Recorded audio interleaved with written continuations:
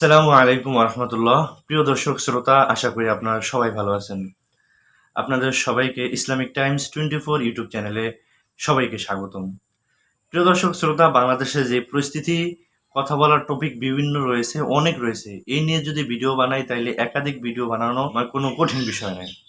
তার মধ্যে আমি একটি ছোট্ট বিষয় নিয়ে দীর্ঘদিন পর আপনাদের সম্মুখে আলোচনায় আসলাম। সেটা হলো যে সময় যত গড়াচ্ছে তেলের দাম, জ্বালানি তেলের দাম ক্রমান্বয়ে বেড়েই চলেছে।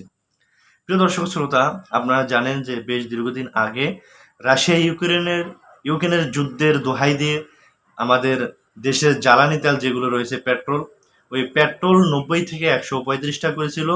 এরপরে আবার 5 টাকা কমিয়েছিল।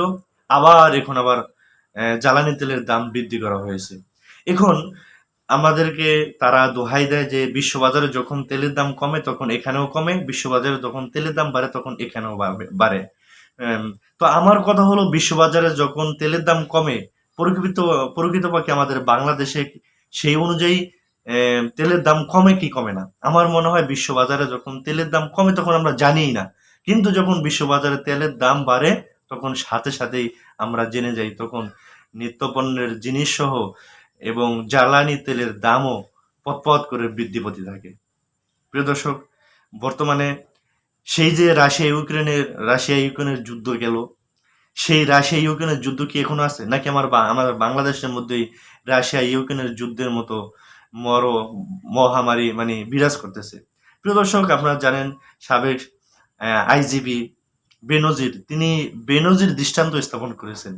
দুর্নীতি করে, এরকম ভাবে আইনের পোশাক পরে দুর্নীতি করে কোটি কোটি টাকা তিনি আত্মসাৎ করেছেন।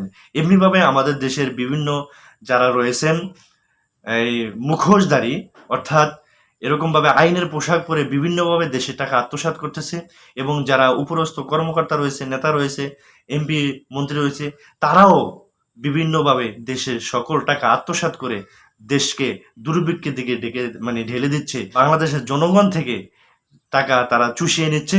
বাংলাদেশের জনগণের উপরে এরকমভাবে তারা বড় বোঝা দিয়ে তারপরে তারা নিজের পেট ভারী করছে। প্রিয় দর্শক, এরকমভাবে আপনারা দেখবেন অনেকে ধরা খায়, অনেকে ধরা খায় না।